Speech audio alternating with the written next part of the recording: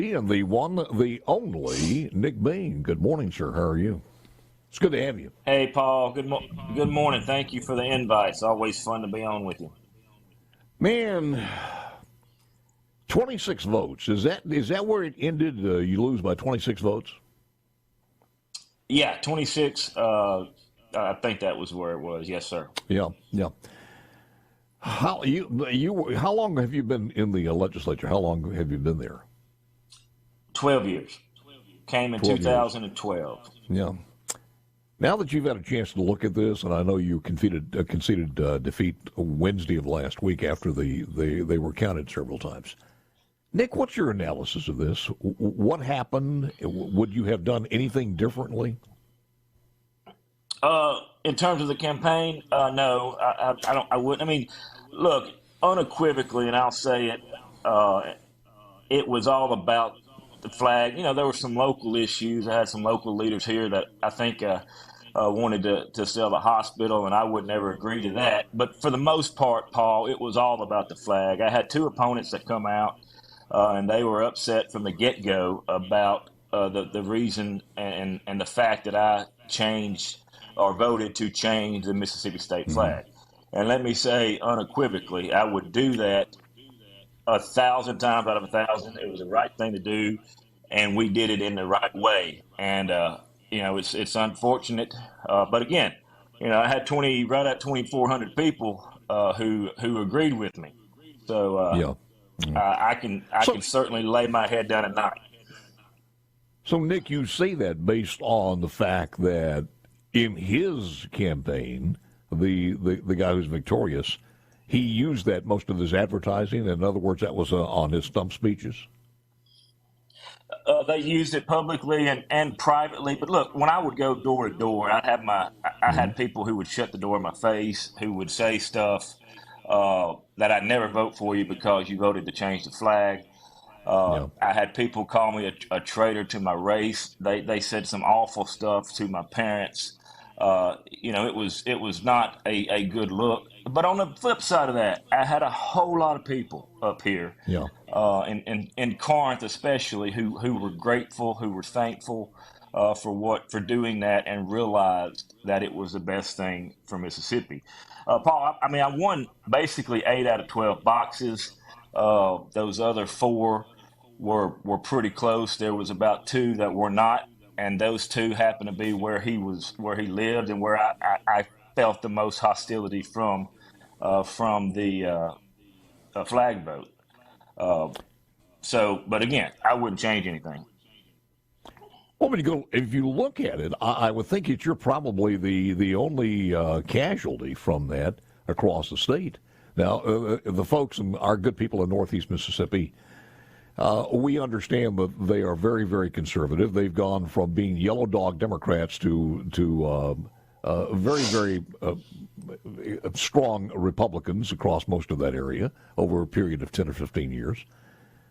But if that's the case, then you would be a casualty of that. And again, as I said, when you start looking at his advertising and the way it was kind of fueling the flames in that area, it is. But I agree with you. You can keep your head up high because of what it means to not only you, but to your children and your grandchildren. And they can't take that away from you. No doubt. And I said back in 2020 that I could lose my seat over this, but it was the right thing. My grandkids are out. They'll look at that flag and they'll say, hey, our granddad put that up there. And I'll fall on the sword for the people of Alcorn County and the people of Corinth any day and the people of Mississippi any day. It's important when we go down there to Jackson to make changes and generational changes for our state. And I certainly believe that I left the state of Mississippi far better than when I found it. Sometimes it's up to the legislature to make those tough choices. I know people say, well, just put everything up on for a vote. With the population basis as it was in the state of Mississippi, a vote would probably do more harm than good. And I'm glad the legislature did this. And we tried for 10, 12, 15 years strongly to get that done. And thank God for people like Philip Gunn, who came out and basically kind of opened that cork, which was tremendously important. And Paul, if I can, I want to say something about the vote. I heard that a Yeah. lot.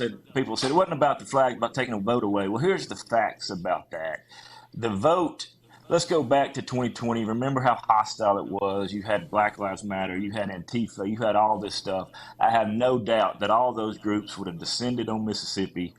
That we would have had riots. We would have had Yeah. looting. There would have been property. People would have died. I mean, look no further than January the 6th. People would have got hurt. And I can, again, sleep good at night knowing that we saved lives, we saved property in Mississippi by doing the way we did that. And I'll never regret that decision. No seat in the legislature is worth a life lost. Nick, I'll say this because I think we're preaching to the choir of this audience. This audience is the most patriotic, the most likely to vote across the state, and we're certainly proud of them. But it's one of those things that you go back and you look and you say, if we want people to well, I'm trying to connect two different things here. One thing is that the success of the Republican Party, because I hear this now on liberal media, and you see with some of the articles that they write about why we're still not number one in that and education. And every time there is a stat that shows we're number 2 or number 22, they want to beat us over the head. But they don't take into account all of the things that have happened in just the last 10 or 15 years with Republican influence in this state. And if we're ever going to get somewhere, you got to gauge what is working and what is not working. I don't care if it's a manual job you're doing or anything else with your children. What works, what's not working. You go back and you look at the advances that we have made, albeit some of them are small, some of them are rather large, economically, education, everything else. And when you can't grasp that because of something that's within you, emotionally or a partisan, then you're screwed. And the same thing to connect that with the flag. The flag, how many stories out there have we not had that Mississippi is directly connected in the damn story, no matter what it is, when there's some idiot out there misusing the Confederate flag? No doubt, Paul, and I dealt with that this whole campaign. I mean, I've in the last 4 years, I have brought back over $30 million to Corinth and Alcorn County. We have had unprecedented growth. We've teachers have a skyrocketed pay raise that they never had before, but it all came back, regardless of all the stuff, banning the transgender, being one of the authors who overturned Roe v. Wade, being endorsed by CPAC, the only candidate endorsed by CPAC. The only thing that mattered, it came back to this flag. People would not get over that, regardless of the fact that, like I said, we had brought back $30 million for Corinth and Alcorn County. So that's that. That I'm not in any way, shape, or form bitter by anything that I've ever done. I'm proud of the record. I'm proud that we made Corinth and Alcorn County put it on the map. I do regret because this county is going to go backward. That's just the fact. As you know, with a freshman legislator, you're going to lose seniority. Seniority matters so much in the legislature. And, we are going to go backward. And for a place, Paul, let me tell you, right now I'm sitting in my law office in downtown Corinth. I am closer to the state of Illinois than I am to Jackson. That is huge in the respect that we don't have a big economic engine up here. We don't have a big hospital. We're not DeSoto County. We're not Oxford with a university. What is so important for us was relationships and keeping those relationships.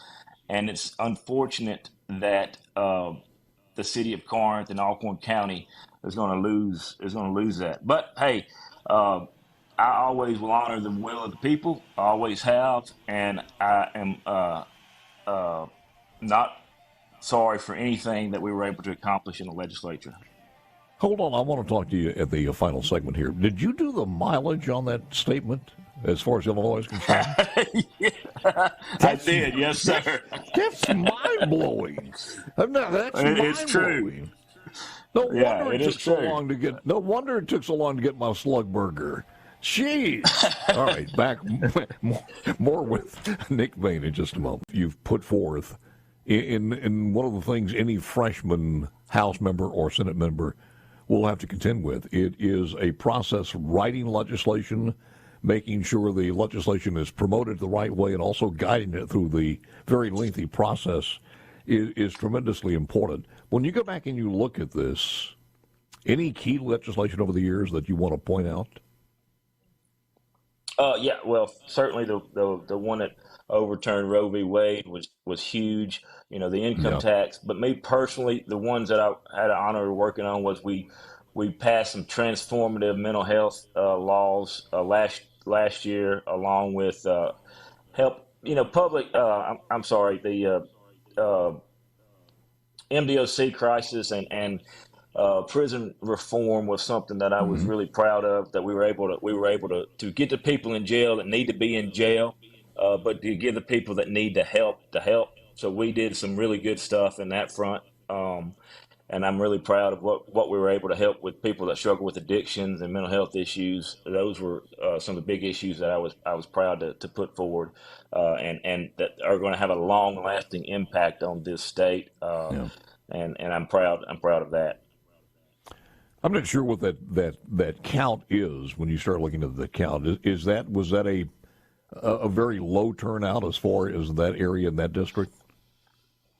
Well, we had about as many in the first and the second.